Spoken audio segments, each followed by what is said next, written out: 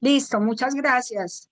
En contribución a este esfuerzo inmenso que está haciendo el CLASEC y que tenemos que reconocer que esto es lo que nos hace grandes como profesionales, agradecerles la invitación y principalmente compartir con ustedes este tema que me parece apasionante, me parece de momento y me parece una gran responsabilidad de parte de la seguridad privada, que es cómo contribuimos al tema de la seguridad ciudadana, que es nuestra razón de ser realmente, porque primero que profesionales de seguridad y primero que las demás especialidades somos ciudadanos del mundo, ciudadanos de nuestro país, ciudadanos cada uno de nuestros entornos que tenemos unas responsabilidades inmensas con esta contribución a la seguridad. Por eso hoy quiero plantearles tres cosas importantes. Yo creo que tenemos que hacer una identidad con qué impacto está generando la seguridad privada en el tema de la seguridad ciudadana. Realmente nosotros estamos haciendo una contribución a esa mejora de la ciudadanía, a esa mejora de sentirse la gente bien. La percepción ciudadana sobre el aporte de la seguridad privada es positiva. ¿Cómo nos ven? ¿Cómo nos ven los ciudadanos? No solamente desde el punto de vista de sus proveedores de servicio, sino, como les digo, contribuyentes a algo tan valioso como es el tema de la seguridad. Y lo otro que quisiera dejar acá, que hagamos una propuesta como especialistas de seguridad ante estas incertidumbres actuales. Estamos en este momento expuestos a unos temas críticos supremamente sensibles. Como ustedes saben, todos los países están sufriendo unos temas de crisis no solo económicas, sino también sociales y sobre todo emocionales, que están teniendo un impacto terrible en la salud emocional y mental de todos nosotros. Y nosotros no podemos ser ajenos a esa responsabilidad de contribuir de alguna manera al mejoramiento de esta circunstancia. Entonces, el postulado inicial, pues todos lo conocemos, ¿cierto? La seguridad ciudadana se considera como ese derecho a vivir en paz y sin temor. Y hoy en la mayoría de nuestros países estamos acorralados por el miedo, los ciudadanos de bien. En nuestro país, en Colombia, hemos tenido en los últimos tiempos una serie de desórdenes con un nivel de violencia que difícilmente habíamos visto antes. En Chile, ¿cierto? En otros países de Latinoamérica, en el Perú, todos pareciera que tenemos como una contaminación generalizada hacia esto de la violencia. Entonces es muy importante entender que dentro de ese entorno, pues obviamente no podemos estar en paz ni podemos estar sin temor. Es decir, se nos está afectando un derecho natural que lo tenemos desde la Constitución y desde la propia vida, que es el derecho a la seguridad y a vivir, como les digo, sin miedo. Entonces, ¿qué hacemos para poder tener ese derecho universal? Pues nos vamos haciendo como unas asociaciones naturales. Y esas asociaciones naturales que buscan potencializar un resultado de seguridad. Y por excelencia la seguridad privada se ha ido convirtiendo en un aliado especial y referente de esa seguridad ciudadana. Afortunadamente, los que pueden pagar la seguridad privada y los que no la pagan, tienen una buena percepción de ella y se sienten seguros y tienen un tema de confianza hacia la seguridad. Nosotros tenemos que potencializar estas circunstancias, ¿cierto? Y sobre todo buscar una visión compartida que nos lleve al bien común. Y esa visión compartida que les pido hoy tiene que ir mucho más allá del tema del negocio, del tema del hecho de que esto sea un servicio pago. Nosotros tenemos que tener un servicio social que esté integrado y que esté dedicado especialmente, como les digo, a hacer esa contribución que está necesitando la sociedad, hacer una reconstrucción de ese tejido social. ¿Qué otra situación estamos en este momento observando en nuestros países y cómo se está modificando este tema de la percepción de la seguridad ciudadana? Porque desafortunadamente el tema del miedo, el tema del temor, el tema de sentirse tranquilo, pues muchas veces es una cuestión únicamente de percepción. Y esta percepción de seguridad ciudadana está modificada hoy por una cantidad de canales que nos están afectando de manera fuerte y potencial. Y uno de esos canales son los medios de comunicación. Resulta que a veces los medios de comunicación toman partido, quieren tener una mayor audiencia, algunos tienen un concepto y un enfoque amarillista, ¿cierto? Y entonces exacerban únicamente esas noticias convenientes para incendiar, para hacer fuego. Y pocas veces les vemos un equilibrio en el tema de la información. Y todo esto es lo que va permeando esa percepción y ese sentimiento y la sensación en el ciudadano. Y por eso hoy las ciudades y los ciudadanos sienten desesperanza, sienten una incertidumbre tan grande que uno escucha a muchas personas decir que esto ya se perdió, que esto ya se acabó, que no hay nada que hacer. Y nosotros tenemos que ser mensajeros de esperanza. Entonces, muchas veces nosotros mismos como profesionales de la seguridad somos los que hacemos el replique de esos mensajes. Y quisiera que ustedes miren sus WhatsApps, que ustedes revisen lo que a veces recibimos o enviamos en el día. Entonces, muchas veces replicamos cosas sin siquiera haberlas validado, sin saber si son ciertas o no lo son, y contribuimos a esos temas de incertidumbre, como que no nos acordamos que de todas maneras en todo hay un equilibrio y que si bien hay situaciones muy críticas en este momento, también yo creo que hay esperanza y hay situaciones y condiciones que nos permiten de alguna manera tratar de subir hacia un tema de tranquilidad. Y entonces hablamos no solo de los medios de comunicación y de las redes sociales, también el voz a voz. Entonces, ¿cuál es la charla que tienen hoy las amas de casa, los señores en la oficina, cuando ustedes llegan a cualquier entorno social? Entonces es lo negativo, la situación grave de seguridad, la crisis económica, el estar en el fondo, como decimos en Colombia, en el fondo de la olla o en la olla. Y entonces todo eso, acrecentando lo que les digo que se llama este miedo. Y es un miedo que se acrecienta también. ¿Por qué? Porque lo que estamos viendo es que hay una inversión y un cambio de valores completamente fuerte y nos estamos enfrentando a unos tipos de enemigo completamente impensables. Entonces, en esa inversión de valores que nosotros mismos vamos patrocinando, donde muchas veces lo que era bueno se volvió malo y lo que era malo se volvió bueno, viene como una influencia de organizaciones internacionales que a veces en su mensaje, de pronto no sea la intención, pero en su mensaje justifican estos comportamientos.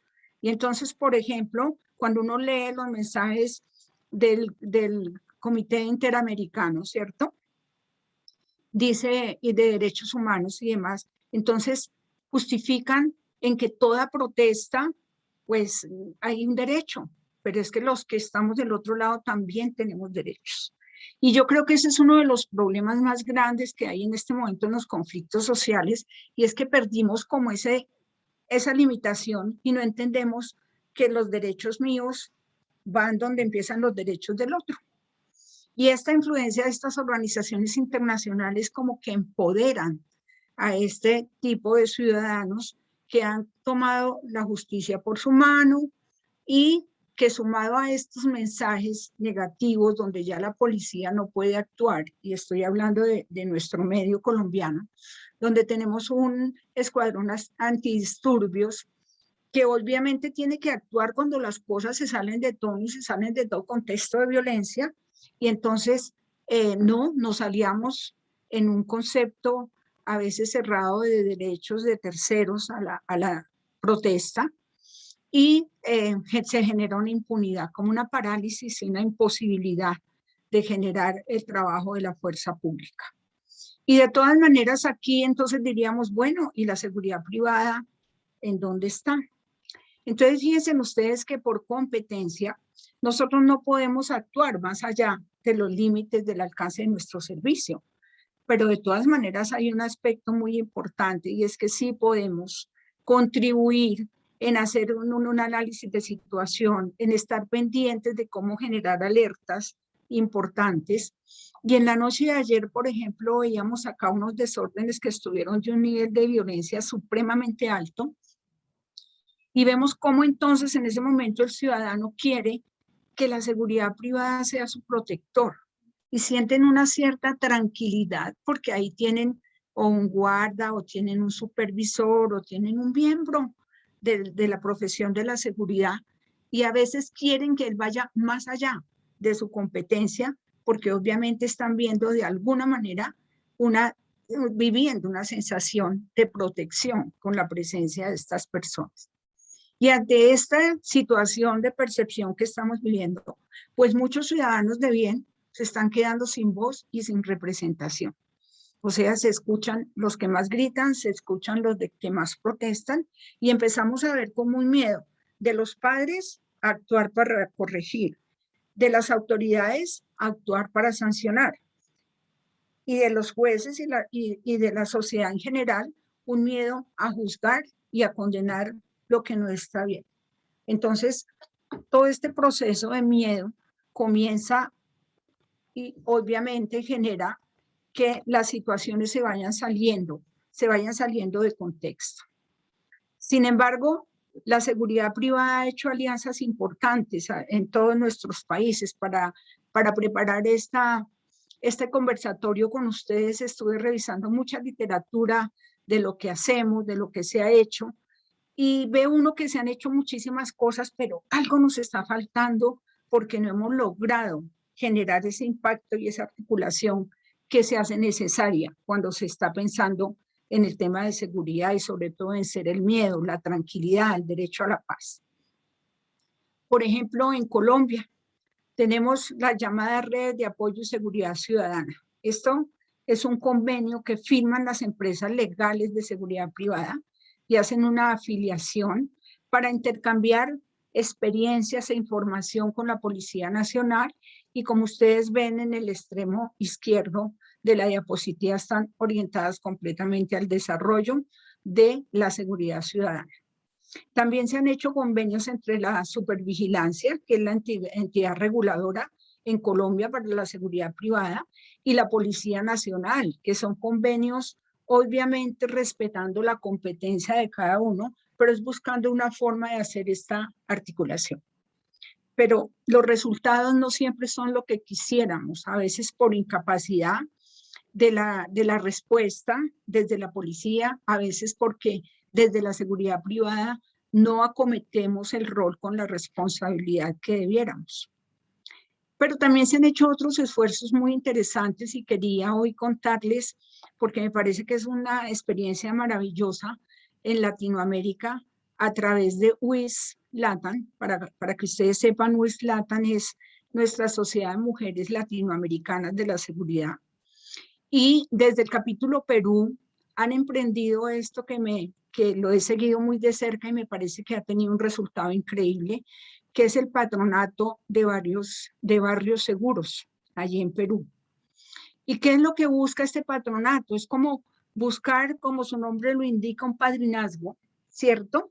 En las comunidades vulnerables, sobre todo centrado en aquellos jóvenes, buscándole disuadir a esas futuras generaciones el entrar en estas condiciones de conflicto, mostrándoles que de todas maneras pueden haber cosas mejores a través de coaching, de acompañamiento, pero especialmente con la frase que ustedes ven allí debajo que dice educación y transformando realidades.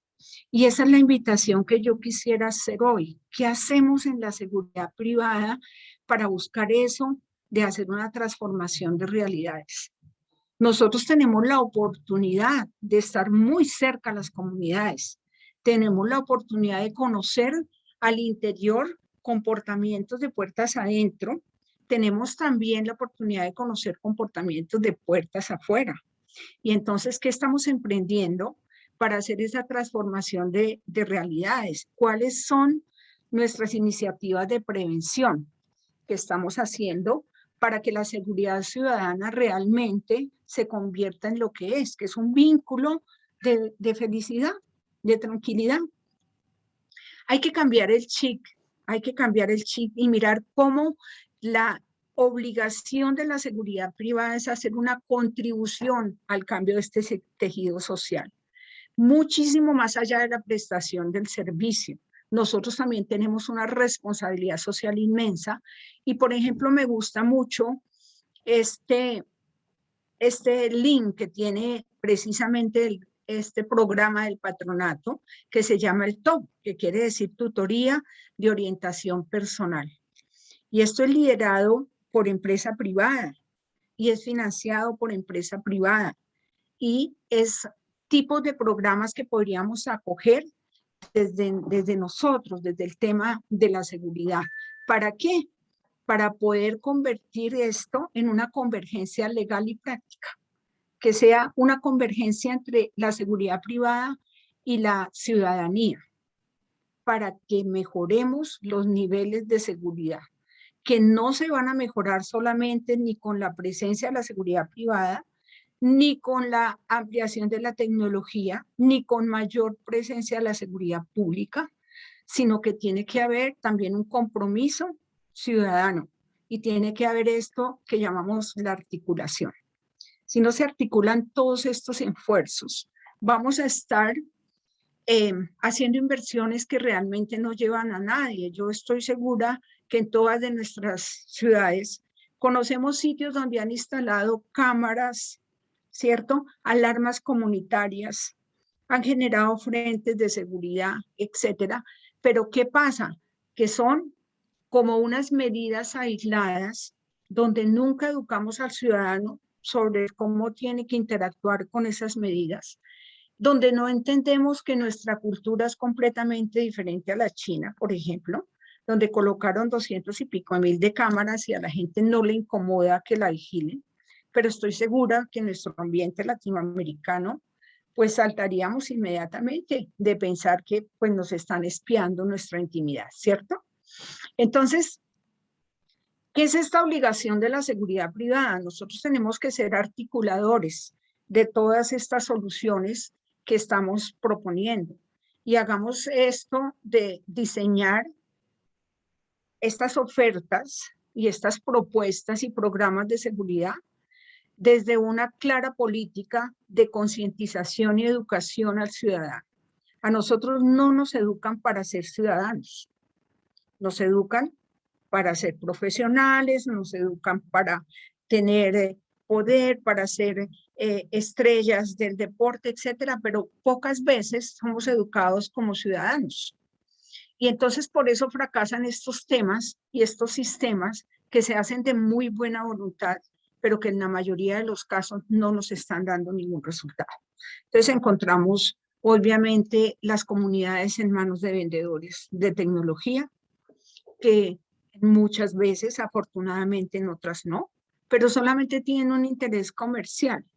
Pero y entonces se instala esa tecnología sin ningún análisis de riesgos, sin hacer ninguna evaluación propia de la amenaza, sin conocer cómo va a ser el tema de la respuesta, sin sensibilizar al ciudadano sobre cuáles son las competencias que tiene la seguridad privada, el ciudadano, la seguridad pública y el resto de autoridades. En muchos de nuestros barrios y en muchas de nuestras comunidades, sobre todo por temas económicos, pues se contrata personal informal, es decir, el que pasó por la esquina y lo ponen ahí a cuidar en la portería o lo que llamábamos antes los serenos, las personas que de alguna manera simplemente se dedican a hacer observación externa. Y en pocos sitios encontramos a veces la seguridad privada formal. Y por un lado por el costo, pero por otro lado también porque hay otra serie de problemas que a veces hacen que pierdan la gente y la comunidad la confianza en nosotros. Entonces, yo creo que la solución importante es hacer una participación entre autoridades civiles y de policía y articular eso bien con la tecnología, con el nivel de competencia de cada uno y con unas políticas claras de comportamiento. Hay otro problema que se está presentando, yo no sé si ustedes lo conocen, si alguno lo conoce, me gustaría mucho que comentemos sobre esto cuando estemos en el tema de preguntas. Y es, en su afán de informar, los medios de comunicación les ha dado por llamar a sus programas a unos llamados expertos de seguridad. Y entonces aparece un experto, aparece el otro experto, personas que no sabemos pues por qué se les da esa denominación, ni quién les ampara esa experticia. Y entonces generan unos conceptos confusos y generan unas aseveraciones que pues uno no les encuentra un fondo. Las personas dicen, pero bueno, pues si eso dice el experto, seguramente es porque debe ser así. ¿Y dónde estamos los gremios y dónde estamos las asociaciones para que de alguna manera nos acerquemos a estos medios, por lo menos a contarles cuál es el perfil que debe tener uno de estos expertos, que va a tener una gran influencia sobre la comunidad, que va a tener una gran influencia sobre esa percepción de que hablábamos unas láminas atrás? Entonces, fíjense que nosotros vamos cediendo espacios y hoy que estamos en esto, organizado por el ACE, que felicito enormemente, a mi mayor Heredia, muchas gracias también. Estos espacios son los que nos tienen que convencer que nosotros somos los que nos hemos dedicado a estudiar el tema de la seguridad y que de alguna manera, ni siquiera así podemos llamarnos expertos en temas especiales, podemos ser opinadores y demás, pero somos los llamados a defender esos nichos de profesionalización que son supremamente importantes y que, como les digo, desvían condiciones y muchísimas veces afectan la percepción de el que nos está escuchando. Entonces, ojo con el tema de los expertos, yo creo que estamos moros en generar esos criterios especiales de ¿qué es ser un experto en seguridad? Acercarnos a estos medios de comunicación y demás, para que por lo menos cuando ellos piden estas consideraciones, se apoyen en las personas adecuadas, así como también hay medios muy serios que realmente tienen colaboradores con un muy buen nivel de conocimiento y experticia. Dentro de los temas que quisiera tratar hoy, no quiero dejar pasar el centro de pensamiento de Sicurex, la academia que dirijo, que creó este hombre maravilloso, líder de la seguridad privada, que fue el coronel Larrota, que nos abandonó en el mes de mayo, pero que nos dejó una serie de criterios y de pensamientos, y así como él, tantos líderes en Latinoamérica que verdaderamente se han dedicado a estudiar el tema de la seguridad de una manera juiciosa, contributiva, sin ningún interés económico. Y a raíz de todas estas violencias que estamos viviendo, de toda la crisis social, económica que está viviendo toda nuestra región, y yo diría que el mundo, ¿cierto? Pues hemos en el centro de pensamiento analizado una serie de características.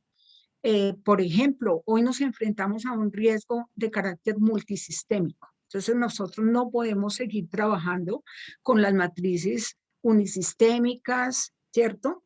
Laterales, etcétera, porque se nos van a quedar una cantidad de vectores sin hacer consideración en esto de la seguridad ciudadana.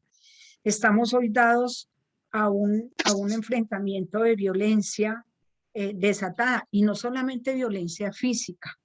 A mí a veces me preocupa mucho más la violencia emocional y los problemas mentales que todo esto está generando. Estamos teniendo un tema de intolerancia, de incapacidad de solución de conflictos, porque obviamente cuando uno está regido por el miedo y por los estresores que están alrededor de nosotros, pues no es fácil pedir estas condiciones. ¿Qué es lo complicado de esto y lo que tenemos que tener en cuenta? Que este riesgo multisistémico afecta a nuestro personal de seguridad, y nosotros sí lo estamos preparando para poder hacer ese análisis de riesgo multisistémico. Los estamos haciendo reconocer esos estresores, estamos haciendo un fortalecimiento de la inteligencia emocional de nuestro personal y de nuestros ciudadanos. ¿Qué estamos haciendo cuando la gente tomó la decisión de hacer justicia por su propia mano? Yo quiero contarles que en Colombia hemos llegado al extremo aquí en esta diapositiva que dice línea 1. Esto es un grupo de jóvenes, no sabemos, patrocinados por alguien, que como ustedes ven ya cuentan con dotaciones y demás y están patrocinados por un senador de la República que simplemente resolvió que había que hacer ese tipo de justicia para oponerse oponerse a todo, y entonces todos los días tenemos desórdenes generados por esta línea de primera mano. Y sumado a eso, pues viene el tema de la Comisión de Derechos Humanos y justifica el tema y pues en parte les da la razón. Entonces, se genera una deseducación, digo yo, en el tema ciudadano, porque en este momento nos sentimos desprotegidos, temerosos, y cuando veía yo ayer el tema, por ejemplo, de los talibanes, ¿no? Entonces uno lo ve allá lejano y dice, uy, pobre sociedad afgana, miren esto, etcétera, pero si nosotros no tenemos cuidadito, por ahí vamos a estar pudiendo llegar, porque cogen fuerzas, unas fuerzas violentas, unas fuerzas desordenadas que son justificadas en razón a que no tienen oportunidad, en razón a que no hay empleo, que no hay educación, etcétera. Y de pronto estamos haciendo una promoción de una generación ciudadana bastante esperanzada en que le den todo sin dar nada.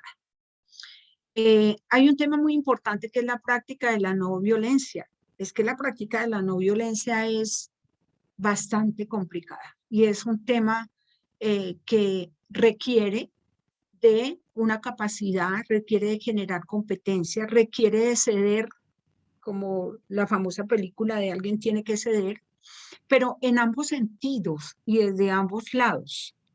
Y en estos momentos nosotros tenemos que promover mucho el tema de la inteligencia práctica, porque las personas no van a tener tiempo, nuestro personal de seguridad no va a tener tiempo de hacer esa elaboración que puede hacer en determinado momento, con el que se viene, análisis de la situación, etcétera, sino que de pronto tiene que generar reacciones inmediatas, porque en cualquier momento se están formando estos brotes liderados por estas jóvenes que llamamos de la línea 1 y que están patrocinados, como les digo, por intereses oscuros. Fíjense que del otro lado, entonces, los vecinos que se enfrentan a estos jóvenes, pues aquí les pongo un ejemplo, el Portal de las Américas es un barrio, un sitio en la ciudad de Bogotá, y la gente ya está cansada porque todos los días son el escenario de ese centro, y entonces ellos, ¿dónde está su derecho también a la seguridad?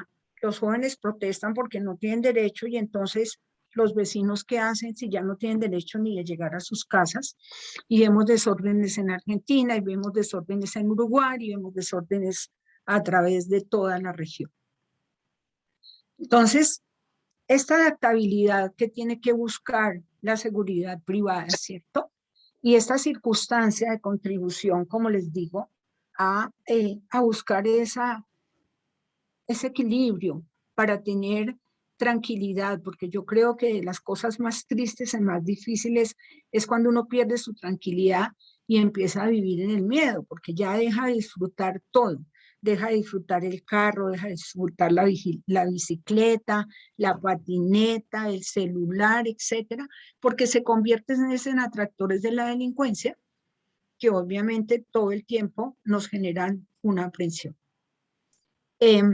Dentro de los temas que yo quería también contarles y recomendarles, si nos centramos un poco en el tema de prácticas y demás, pues hay una cantidad de documentación que se ha desarrollado, pero a mí este manual de buenas prácticas que sacó la Corporación Financiera Internacional, a pesar de que fue sacado en el año 2017, pues tiene muchas cosas vigentes, y ahí termina este manual que les dejo aquí, la guía para la que los quieran consultar, con una serie de interrogantes que a mí me parecen fundamentales, que se los tiene que estar haciendo permanentemente la seguridad privada, ¿cierto? Entonces, ¿cómo será cuando nosotros respondemos inadecuadamente como fuerza de seguridad, ¿cierto? ¿Cuál es el impacto en la comunidad? Entonces la gente quiere mucho a su guarda, la gente quiere mucho supervisor, quiere mucho su esquema de seguridad, pero el día que afectan a una persona, que es de su entorno o que consideran simplemente que pertenece a una población vulnerable, inmediatamente se cambian de bando. Y entonces ya eso que era tan querido, pues ya no es tan bonito y empiezan a verle el lugar feo. Entonces nosotros debemos tener medido eso en nuestros análisis de riesgo, ¿cierto? Que es el trabajo de análisis de riesgo por escenario. ¿Cómo estamos evaluando el verdadero impacto de la seguridad en nuestra comunidad? A veces nos conformamos con las famosas encuestas de percepción únicamente. Tenemos que ir mucho más allá. Tenemos que evaluar otros factores que influyen tremendamente en la percepción, que a veces no lo estamos midiendo, ¿cierto? Hay un tema muy importante que es cómo estamos trabajando en la prevención. O sea, nos hemos acostumbrado mucho a trabajar en la reacción y a no trabajar en el tema proactivo. Y entonces, ¿qué estamos haciendo para prevenir los impactos negativos de la seguridad en el tema de comunidad? Por ejemplo, mucha gente dice, vea, pero si ahí estaba el vigilante o el guarda, ¿y por qué no hizo nada? Y la gente es porque no sabe que no tiene competencia para hacerlo y que no lo puede hacer simplemente porque no es legal. Pero como no nos hemos preocupado de hacer esta consideración, ¿cierto? De prevenir esa prevención, perdónenme, que puede tener la comunidad de creer que no actuamos y es porque simplemente no sabe a qué estamos autorizados, ¿cierto? Hay un tema muy importante y es cuando vamos a mitigar el riesgo y cuando pensamos en mitigar el riesgo, entonces todos queremos tener barreras, tecnología, procedimientos, etcétera.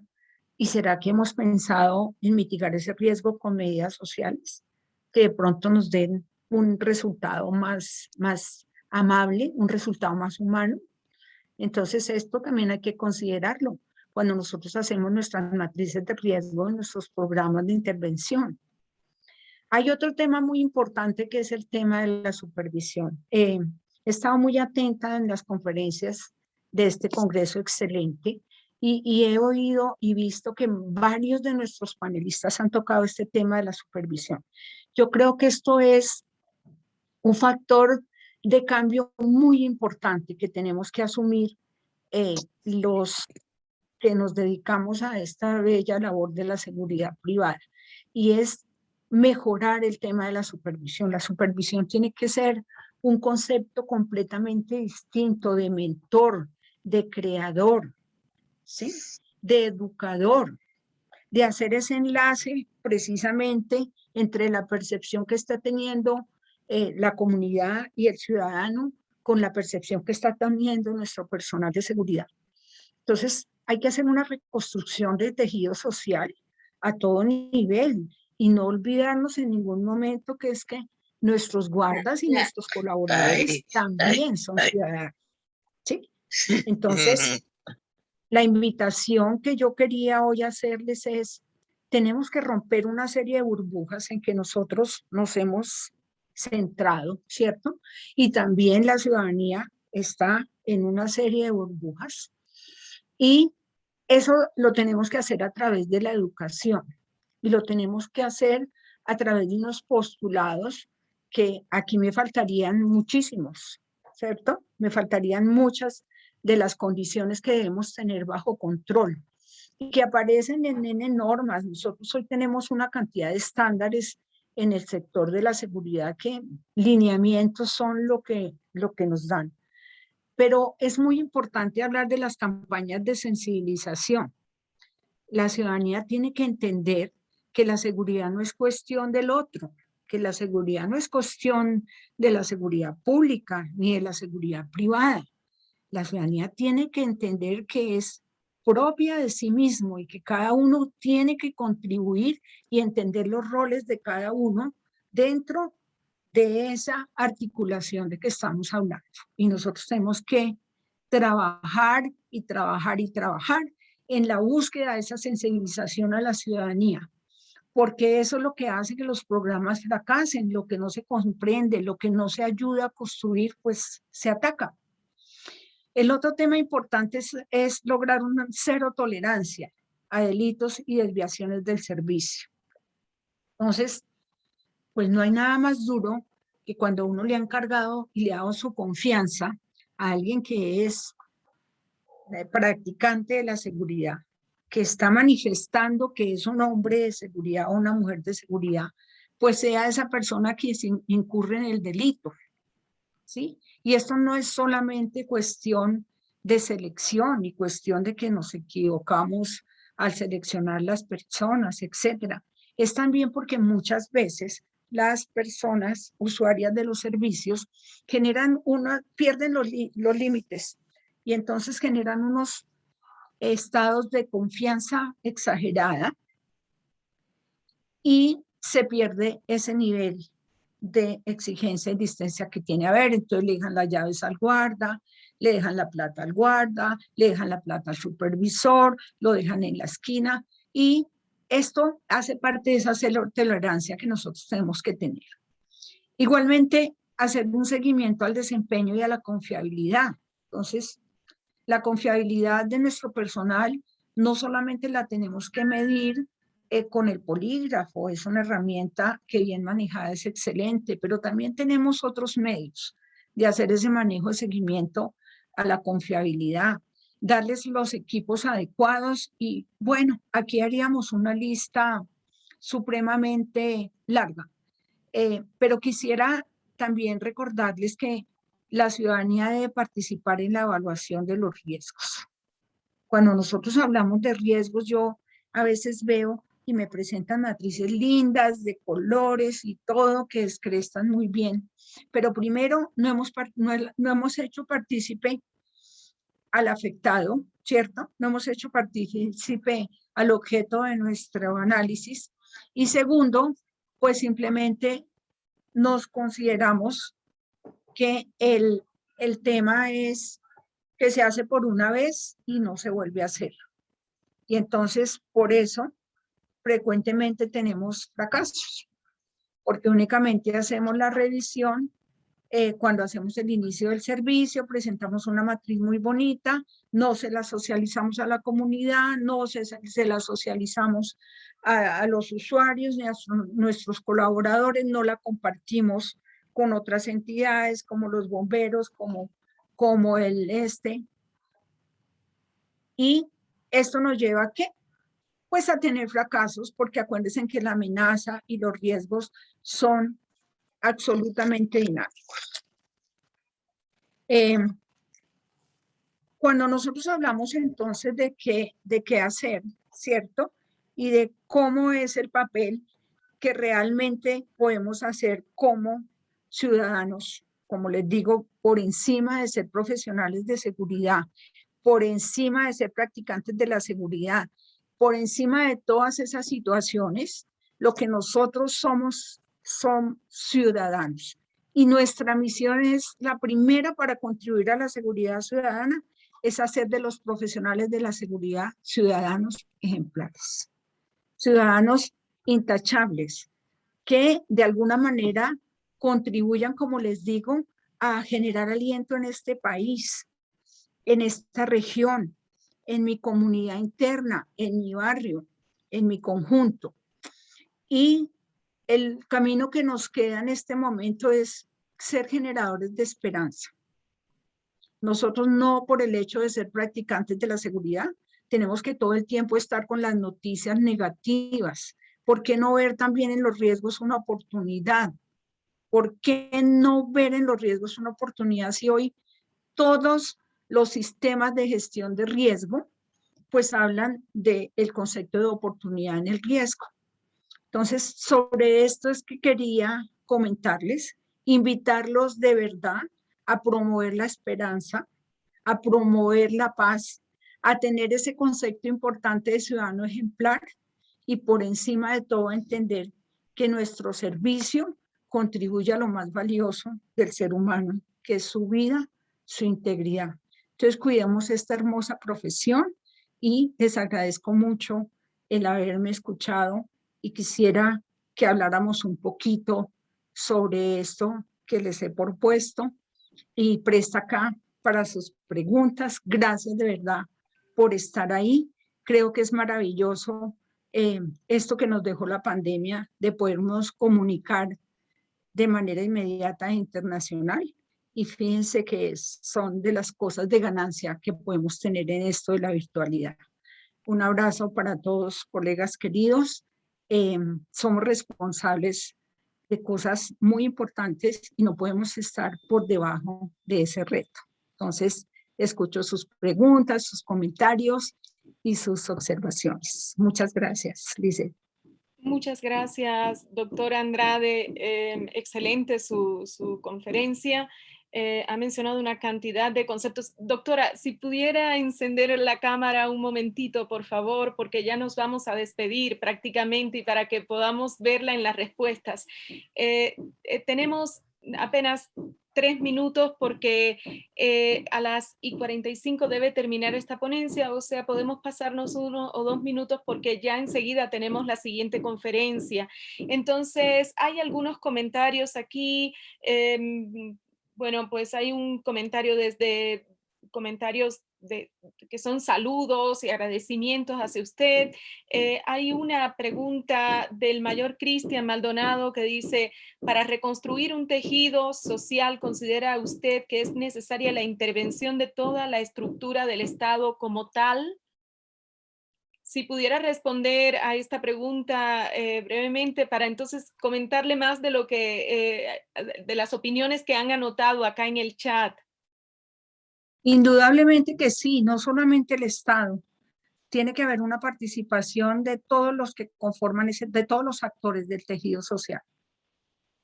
Eso es inevitable y yo creo que en eso tenemos que centrarnos y tenemos que luchar. No es solo el Estado, no es solo el ciudadano, no es solo la seguridad privada, somos todos los que conformamos ese tejido social, porque con una sola cosita que nos quede sin remendar, que nos quede sin reconstruir, pues se vuelve a desbaratar la situación.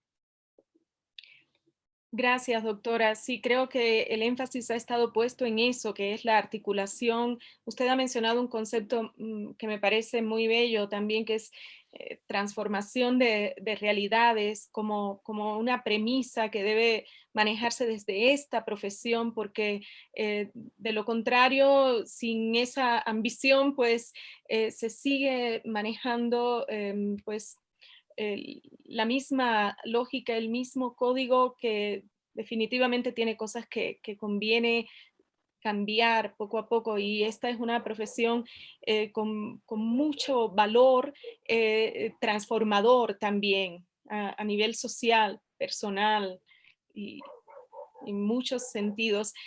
Doctora, aquí hay varios comentarios, pues hay un comentario que bueno, del doctor Edgardo Frigo. Edgardo, ¿cómo Sí, estás? le mando un mensaje muy cariñoso. Dice, doctora Sonia, querida amiga, excelente presentación y me alegra que seas la custodia del legado del apreciado coronel La Rota. Abrazo desde Buenos Aires. Edgardo, se lo leo porque quizá usted no lo está leyendo. No, qué bello. Muchas gracias, Sí. Edgardo. Hola Muchas Sonia, gracias. no sé si me Hola, escuchas. Muy bien. muchas gracias. Querida amiga, un gran abrazo. Queridísimo amigo. Gracias, Edgardo. Qué Gran bueno abrazo. que se puedan, aunque sea, saludar por aquí. También hay un comentario, bueno, de Edwin Merlo que dice, felicitaciones, doctora Sonia, excelente, la seguridad privada con visión al bien común. Si aparecen expertos en seguridad, ¿de dónde? Pregunta.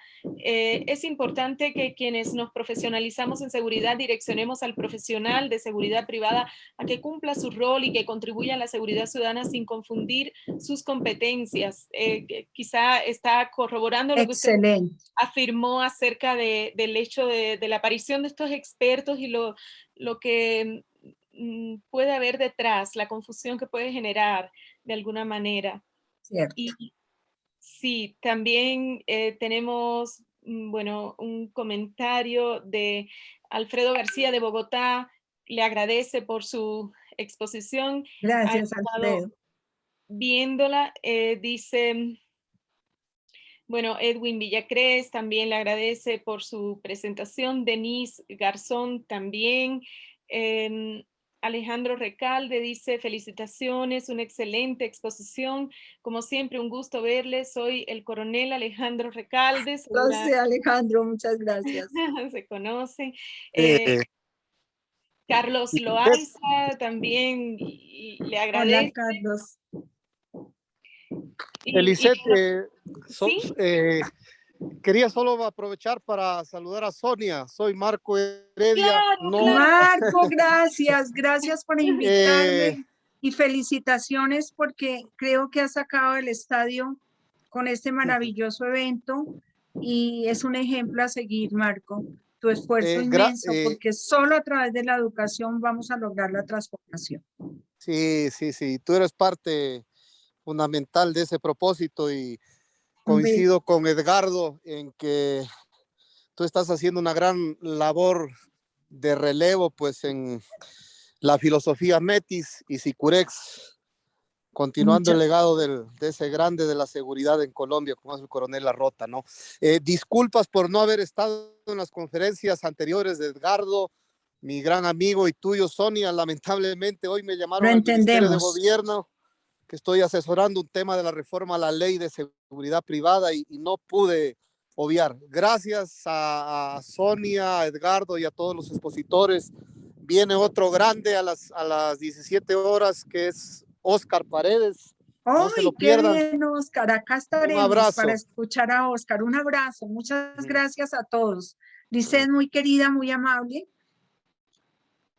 Bendiciones para todos. Cuídense mucho y transformemos, Gracias. transformemos. Gracias, doctora. Gracias.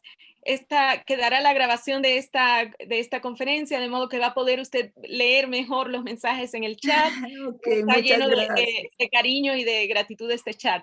Muchas Gracias gracias. nuevamente y en efecto vamos a tener muy pronto la conferencia de Oscar Paredes a las 5 de la tarde. El título de la conferencia es Delincuencia común, crimen organizado y terrorismo como agentes generadores del riesgo. Los esperamos en 10 minutos. Estaremos ahí para escuchar al Gracias. amigo Oscar. Muchas gracias, Muchísimas doctora. gracias para todos. Hasta Bendiciones, pronto. Lisset. Dios te acompañe. Gracias. Hasta pronto. Chao. Gracias, chao. Gracias a todos.